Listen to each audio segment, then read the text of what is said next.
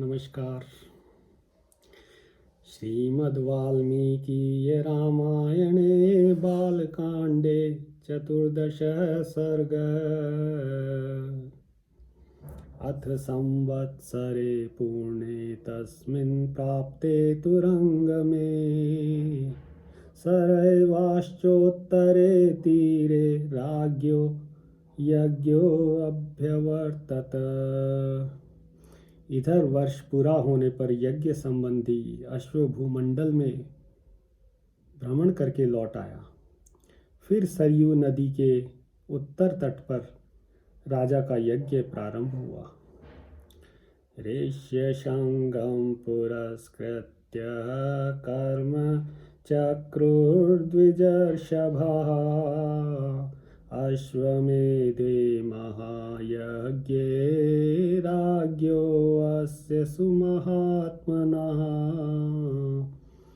महामनस्वी राजा दशरथ के उस अश्वमेध नामक महायज्ञ में ऋष्यशृंग को आगे करके श्रेष्ठ ब्राह्मण यज्ञ संबंधी कर्म करने लगे। कर्म कुर्वन्ति विधिवद याजका वेद पारगा यथा विधि यथा न्यायं परिक्रामन्ति शास्त्रतः। यज्ञ कराने वाले सभी ब्राह्मण वेदों के पारंगत विद्वान थे, अतः वे न्याय द्वारा विधि के अनुसार सब कर्मों को उचित रीति से संपादन करते थे और शास्त्र के अनुसार किस क्रम से किस समय कौन सी क्रिया करनी चाहिए उसको स्मरण में रखते हुए प्रत्येक कर्म में प्रवृत्त होते थे। प्रवर्ग्यं शास्त्रतः कृत्वा तथैवोपसन्दं द्विजाः चक्रुश्च विधिवत् सर्वमधिकं कर्म शास्त्रतः। ब्राह्मणों ने प्रवर्ग्य अश्वमेध के अंगभूत कर्म विशेष का शास्त्र विधि मीमांसा और कल्पसूत्र आदि के अनुसार संपादन करके उपसद नामक इष्टि विशेषिका भी शास्त्र के अनुसार ही अनुष्ठान किया। तत्पश्चात शास्त्रीय उपदेश से जो अतिदेश तय प्राप्त कर्म है उस सब का भी विधिवत संपादन किया। अभिपूज्य तदा हृष्टाः सर्वे चक्रुर्यथा विधि प्रातः सवनपूर्णानि कर्माणि मुनि पुंगवा।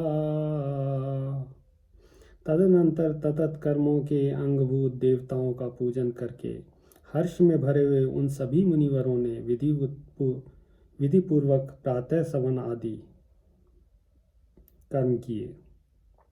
इंद्रश्च विधिवत् दत्तो राजा चाभिषूतो अनघः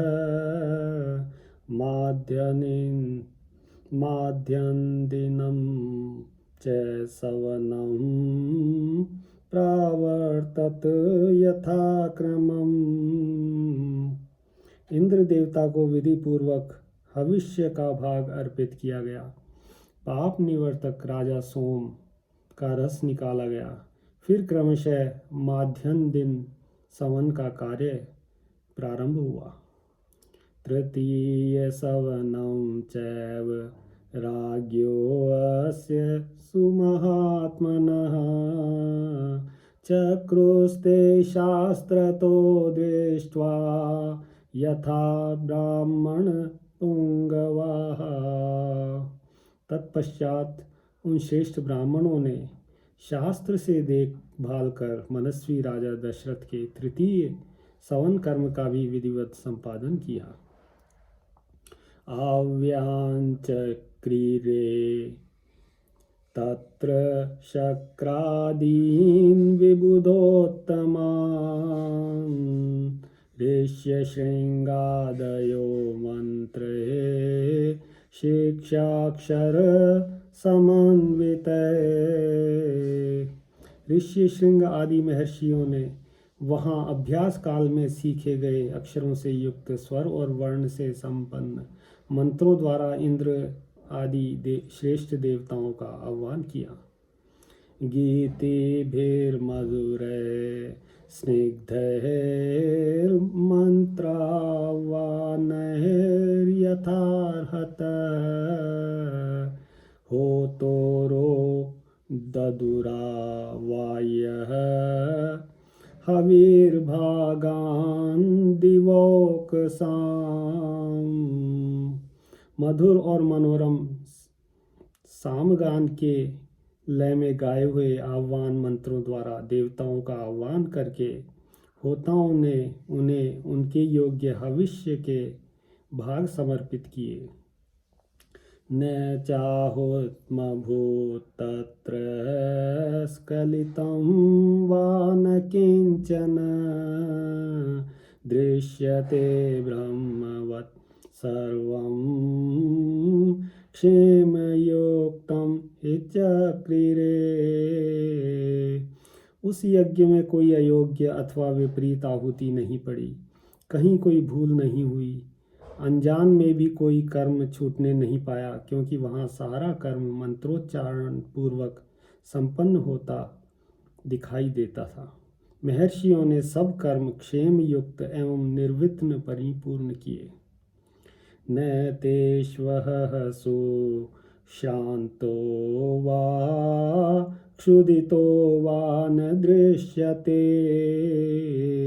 ना विद्वान् ब्राह्मणः कश्चिन्नाशतानुचरस्तथा। यज्ञ के दिनों में कोई भी ऋत्विज थका मांदा या भूखा प्यासा नहीं दिखाई देता था। उनमें कोई भी ब्राह्मण ऐसा नहीं था जो विद्वान न हो अथवा जिसके 100 से कम शिष्य या सेवक रहे हों।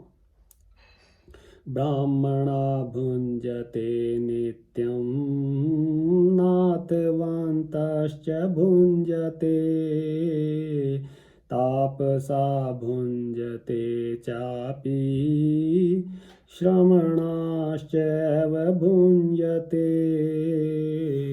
उस यज्ञ में प्रतिदिन ब्राह्मण भोजन करते थे, क्षत्रिय वैश्य और शूद्र भी भोजन पाते थे,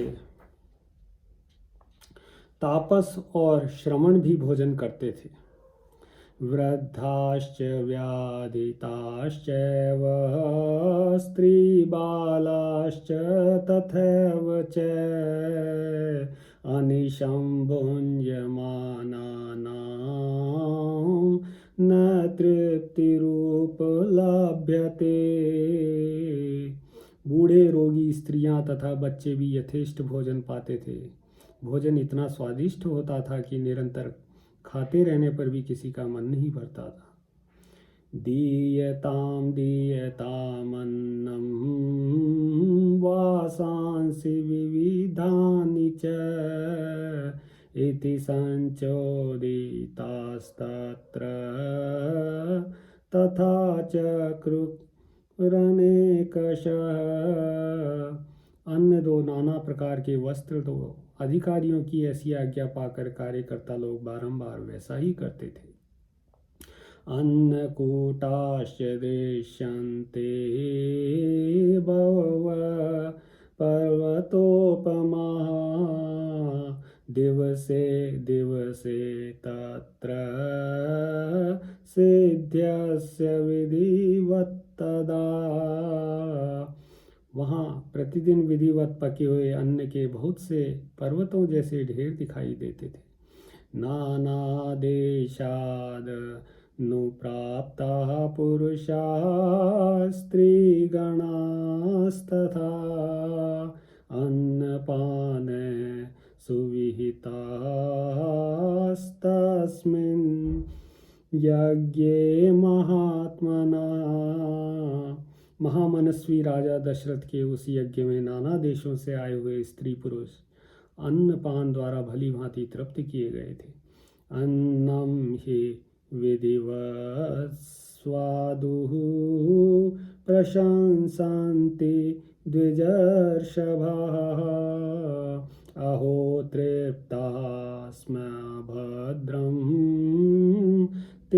इति शुश्राव राघवा।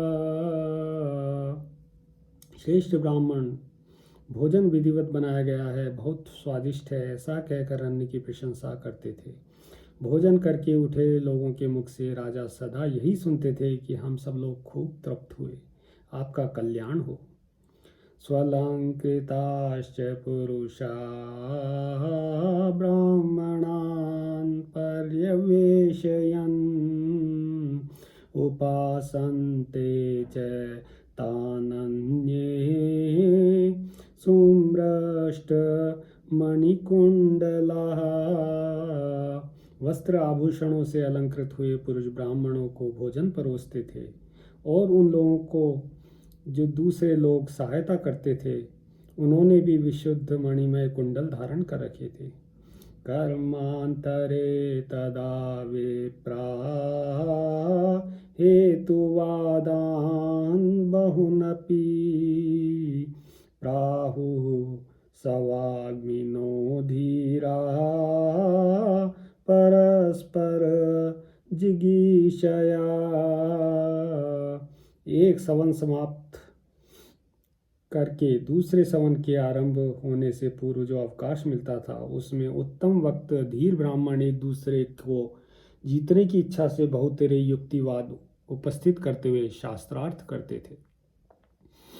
दिवसे दिवसे तत्र संस्तरे कुशला द्विजाः सर्वकर्माणि चक्रुस्ते यथा शास्त्रं प्रचोदिता। उस यज्ञ में नियुक्त हुए कर्म कुशल ब्राह्मण प्रतिदिन शास्त्र के अनुसार सब कार्यों का संपादन करते थे।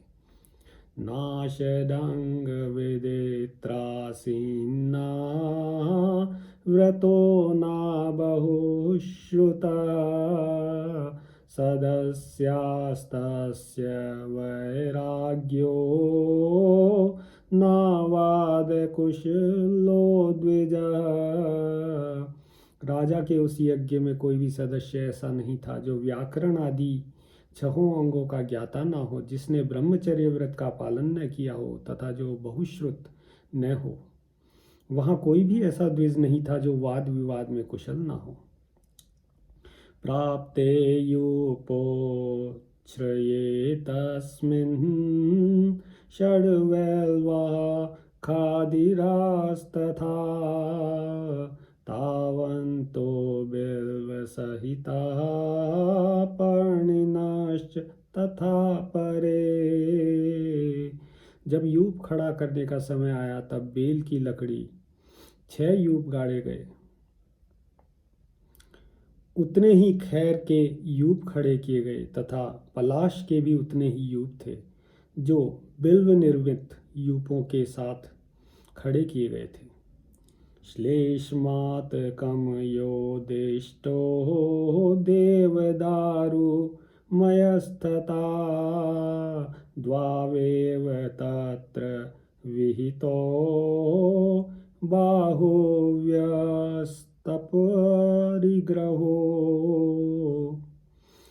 बहेड़े के वृक्ष का एक यूप अश्वमेध यज्ञ के लिए विहित है। देवदारू के बने हुए यूप का भी विधान है, परंतु उसकी संख्या न 1 है न 6। देवदारू के 2 ही यूप विहित हैं। दोनों बाहें फैला देने पर जितनी दूरी होती है उतनी ही दूर पर वे दोनों स्थापित किए गए थे। वाल्मीकि जी की अटेंशन टू डिटेल्स बहुत ही कमेंडेबल है।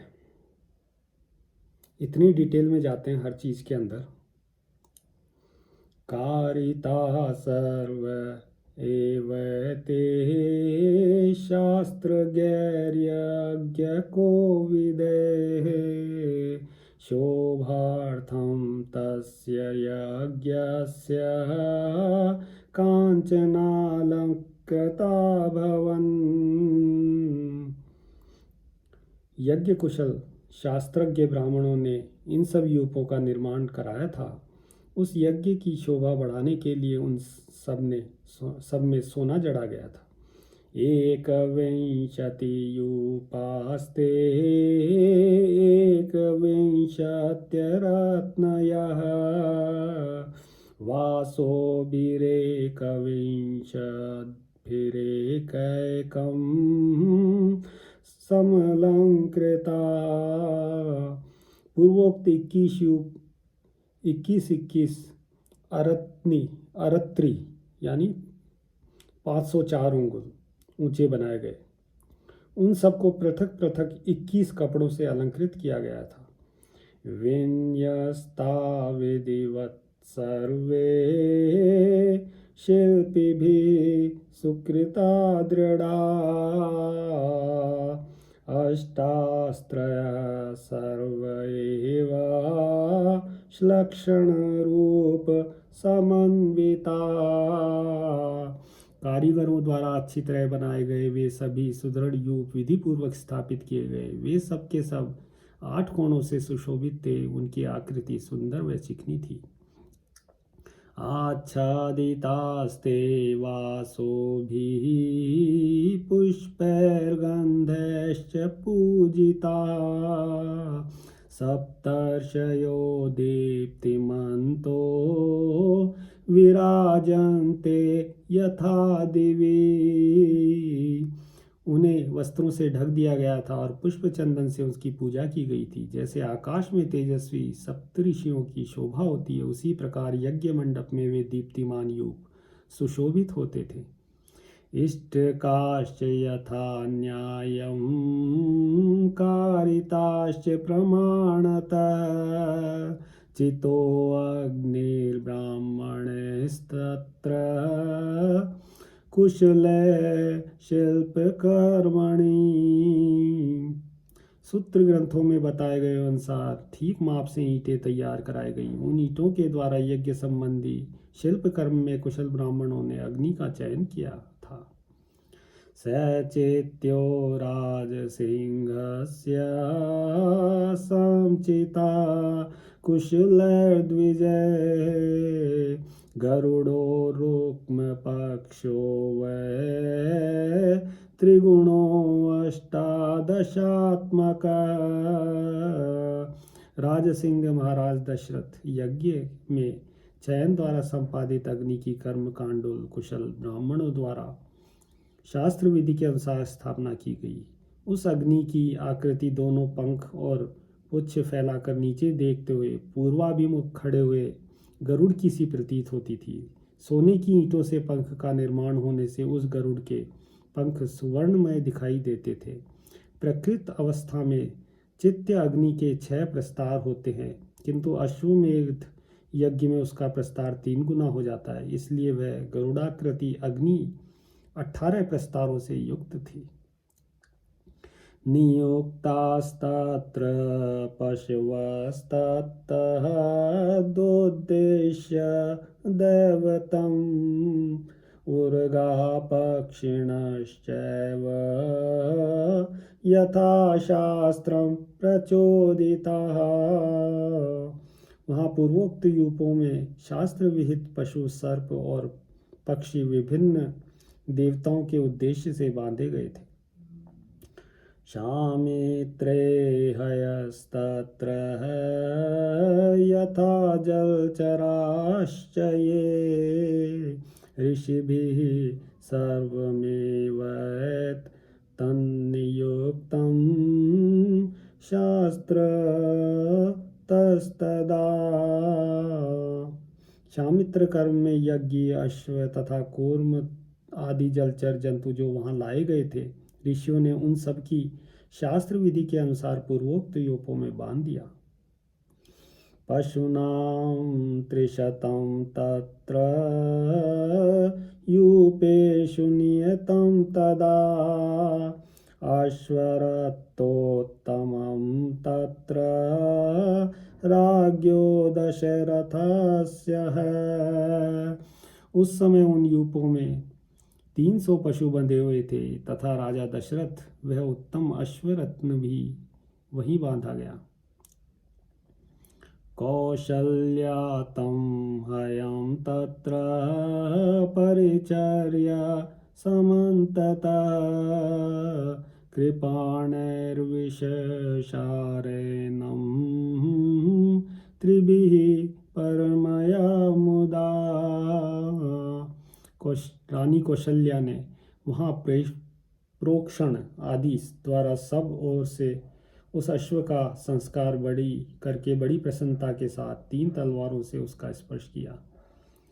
पतत्रेणा तदा सार्धं सुस्थितेन च चेतसा अवसद्रजनीमेकां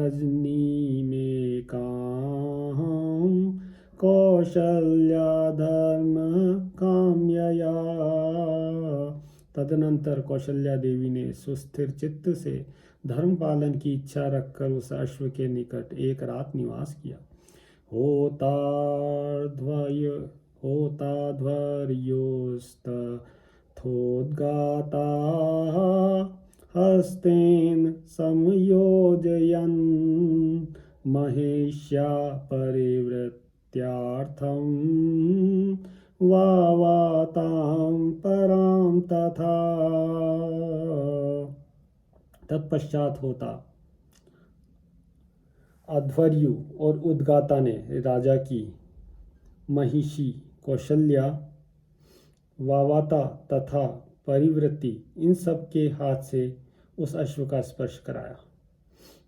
पतत्रेणस्तस्य वपामुद्धत्य नियतेन्द्रियः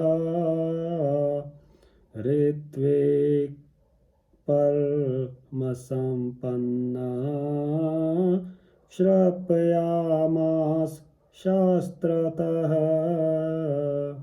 इसके बाद परम चतुर जितेंद्रिय ऋत्विक ने विधि पूर्वक अश्वकंद के गूदे को निकालकर शास्त्रोक्त रीति से पकाया।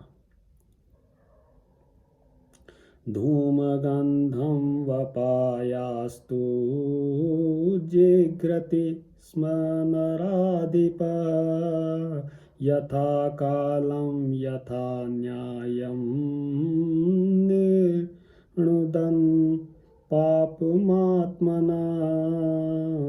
तत्पश्चात उस गूदे की आहुति दी गई। राजा दशरथ ने अपने पाप को दूर करने के लिए ठीक समय पर आकर विधि पूर्वक उस धुएं की गंध को सूंघा।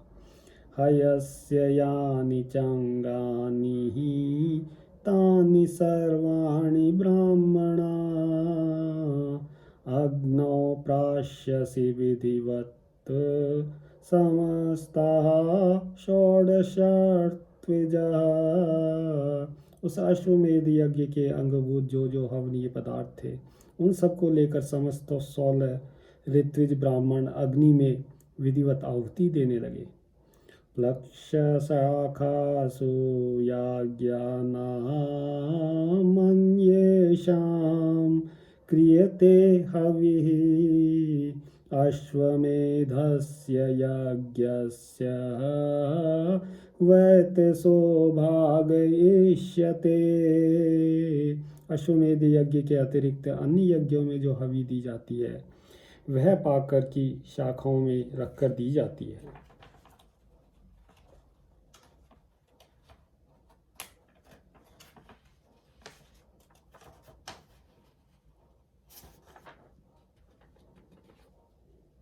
परंतु अश्वमेध यज्ञ का हविष्य बेंत की चटाई में रखकर ही देने का नियम है। त्रयो अश्वमेध सांख्यात कल्पसूत्रेण ब्राह्मणे चतुष्टोम महस्तस्य प्रथमं परिकल्पितम् उक्येयं द्वितीयं संख्यातमतिरात्रं तथोत्तरं करेतास्तत्र बहवो विहिता शास्त्रदर्शनात्। कल्पसूत्रों और ब्राह्मण ग्रंथों के द्वारा अश्वमेध के 3 सवनी दिन बताए गए हैं। उनमें प्रथम दिन जो सवन होता है उसे चतुष्टोम या अग्निष्टोम कहा गया है। द्वितीय दिवस साध्य सवन को उक्थ्य नाम दिया गया है तथा तीसरे दिन जिस सवन का अनुष्ठान होता है उसे अतिरात्र कहते हैं।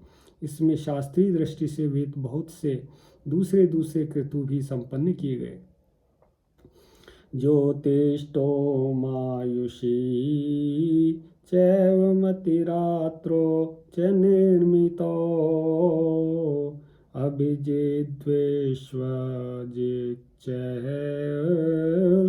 माप्तोर्यामो महाक्रतुः।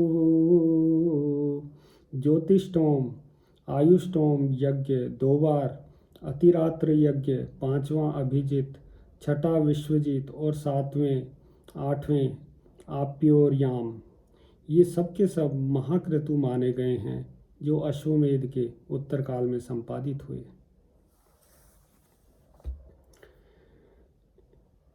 ये पढ़ के मुझे कुछ भी समझ में नहीं आ रहा है, क्योंकि अश्वमेध यज्ञ के बारे में, यज्ञों के अनुष्ठान के बारे में, यज्ञ के जो क्रियाकर्म कार्यक्रम जो भी होते हैं उसके बारे में मुझे बिल्कुल भी नॉलेज नहीं है, तो इसलिए मैं इसको समझ नहीं पा रहा हूँ। परंतु मुझे बस एक चीज़ लग रही है, जो हम कहावत सुनते आए हैं कि God is in details, right. तो वही लग रहा है कि ये जो इतनी डिटेल में दिया गया है कि सुन के वैसे ही अच्छा लग रहा है, पढ़ के अच्छा लग रहा है, और इस चीज़ से मेस्मराइजिंग लग रहा है कि वो कितनी डिटेल में जाते हैं हर चीज़ के अंदर। ये थोड़ा लंबा सर्ग है, थोड़ा और बचा है।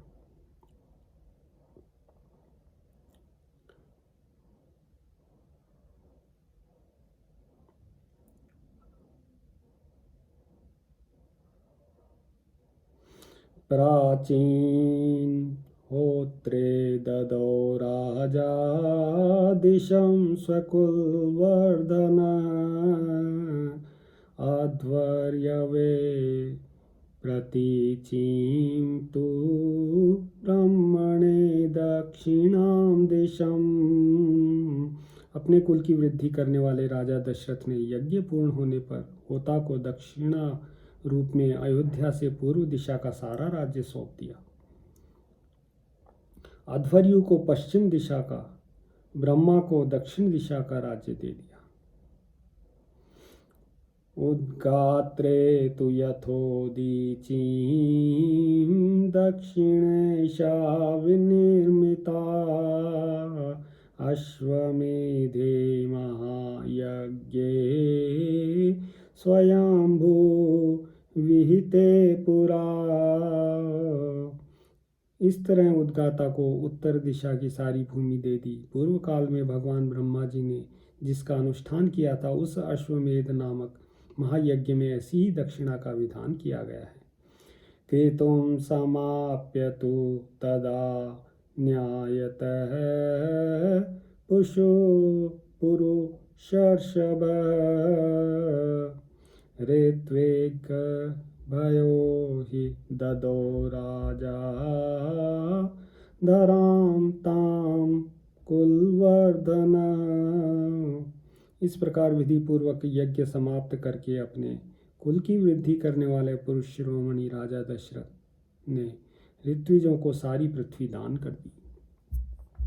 एवं दत्त्वा प्रहृष्टो अभ्युच्छ्री मानिक्ष्वाकुनन्दन ऋत्विजस्त्वब्रुवन् सर्वे राजानं गत किल्बिषम्। यूँ दान देकर इक्ष्वाकु कुलनंदन श्रीमान महाराज दशरथ के हर्ष की सीमा न रही, परंतु समस्त ऋत्विज उन निष्पाप नरेश से इस प्रकार बोले, भवानेव महीं कृत्स्नामेको रक्षितुमर्हति न भूम्या कार्यमस्माकं नहीं शक्ता स्म पालने। महाराज अकेले आप ही इस संपूर्ण पृथ्वी की रक्षा करने में समर्थ हैं, हमें इसके पालन की शक्ति नहीं है, अतः भूमि से हमारा कोई प्रयोजन नहीं है। रता स्वाध्याय करणे वयं नित्यं हि भूमिपा निष्क्रियं किंचित् देवेह प्रयच्छतु भवानिति। भूमिपाल, हम तो सदा वेदों के स्वाध्याय में ही लगे रहते हैं, अतः आप हमें यहाँ इस भूमि का कुछ निष्क्रय ही दे दें। मणिरत्नं सुवर्णं वा गावो यद्वा समुद्यतं तत्प्रयच्छ नृपश्रेष्ठ धरण्यान प्रयोजनम्। नृपश्रेष्ठ, मणि रत्न सुवर्ण गौ अथवा जो भी वस्तु यहाँ उपस्थित हो वही हमें दक्षिणा रूप दे दीजिए, इस धरती से हमें कोई प्रयोजन नहीं। एवमुक्तो नरपतिर्ब्राह्मणैर्वेदपारगै गवां शतसहस्राणि दशतेभ्यो ददो नृप 10,000,000 सुवर्णस्य रजतस्य चतुर्गुणम्। वेदों के पारगामी विद्वान ब्राह्मणों के ऐसा कहने पर राजा ने उन्हें 10 लाख गौएं प्रदान करी, 10 करोड़ स्वर्ण मुद्रा तथा उससे चौगुनी रजत मुद्रा अर्पित की। ऋत्विजस्तु ततः सर्वे प्रददु सहिता वसु ऋष्यशृंगाय मुनये वसिष्ठाय च धीमते। तब उन समस्त ऋत्विजों ने एक साथ होकर वह सारा धन मुनिवर ऋषि श्रृंग तथा बुद्धिमान वशिष्ठ को सौंप दिया। ततस्ते न्यायतः कृत्वा प्रविभागं द्विजोत्तमा सुप्रीतमनसः सर्वे प्रत्युचुर्मुदिता वृषम्। तदनंतर उन दोनों महर्षियों के सहयोग से उस धन का न्यायपूर्वक बंटवारा करके वे सब श्रेष्ठ ब्राह्मण मन ही मन बड़े प्रसन्न हुए और बोले, महाराज, इस दक्षिणा से हम लोग बहुत संतुष्ट हैं। ततः प्रसर्प के व्यस्तु हिरण्यं सुसमाहिता जाम्बुनदं कोटिसंख्यां ब्राह्मणेभ्यो ददो तदा। इसके बाद एकाग्रचित होकर राजा दशरथ ने अभ्यागत ब्राह्मणों को 1 करोड़ जाम्बुनद सुवर्ण की मुद्राएं बांटी। दरिद्राय द्विजायाथ हस्ताभरणमुत्तमम् कस्मैचिद् याचमानाय ददो राघवनंदना। सारा धन दे देने के बाद जब कुछ भी नहीं बच गया, एक दरिद्र ब्राह्मण ने आकर राजा से धन की याचना की। उस समय उन रघुकुल नंदन नरेश ने अपने हाथ का उत्तम आभूषण उतार कर दे दिया। ततः प्रीतेषु विधिवद् द्विजेषु द्विजवत्सला प्रणामं करोत्तेषां हर्षव्याकुलितेन्द्रिया। तत्पश्चात जब सभी ब्राह्मण विधिवत संतुष्ट हो गए, उस समय उन पर स्नेह रखने वाले नरेश ने उन सबको प्रणाम किया। तस्याशिषोऽत विविधा ब्राह्मण समुदायता उदारस्य नवीरस्य धरण्यां पतितस्य च। पृथ्वी पर पड़े उन उदार नरवीर को ब्राह्मणों ने नाना प्रकार के आशीर्वाद दिए। ततः प्रीतमना राजा प्राप्य यज्ञमनुत्तमम् पापापहं स्वर्नयनं दुस्तरं पार्थिवर्षभय। तदनंतर उस परम उत्तम यज्ञ का पुण्य फल पाकर राजा दशरथ के मन में बड़ी प्रसन्नता हुई। वह यज्ञ उनके पापों को नाश करने वाला तथा उन्हें स्वर्गलोक में पहुंचाने वाला था। साधारण राजाओं के लिए उस यज्ञ को आदि से अंत तक पूर्ण कर लेना बहुत ही कठिन था। ततो अब्रवीद्रस्य श्रृंगम राजा दशरथस्तदा कुलस्य वर्धनं तत्तु कर्तुमर्हसि सुव्रता। यज्ञ समाप्त होने पर राजा दशरथ ने ऋषि श्रृंग से कहा, उत्तम व्रत का पालन करने वाले मुनीश्वर, अब जो कर्म मेरी कुल परंपरा को बढ़ाने वाला हो उसका संपादन आपको करना चाहिए। तथेति च स राजानमुवाच द्विज सत्तमा भविष्यन्ति सुता राजांश्च त्वारस्ते कुलोद्वः। तब श्रेष्ठ ऋषि श्रृंग तथास्तु कहकर राजा से बोले, राजन आपके 4 पुत्र होंगे, इस कुल के भार को वहन करने में वे समर्थ होंगे। सैतस्य वाक्यं मधुरं निशम्य प्रणम्य तस्मै प्रयतो नृपेन्द्रः जगाम हर्षं परमं महात्मा त्रम्रस्य श्रृंगं पुनरप्युवाच। उनका यह मधुर वचन सुनकर और मन और इंद्रियों को संयम में रखने वाले महामना महाराज दशरथ ने उन्हें प्रणाम करके बड़े हर्ष को प्राप्त करते हुए उन्होंने ऋषि श्रृंग को पुनः पुत्र प्राप्ति कराने वाले कर्म का अनुष्ठान करने के लिए प्रेरित किया। इत्यार्षे श्रीमद् रामायणे वाल्मीकिये आदिकाव्ये बालकांडे 14 सर्ग।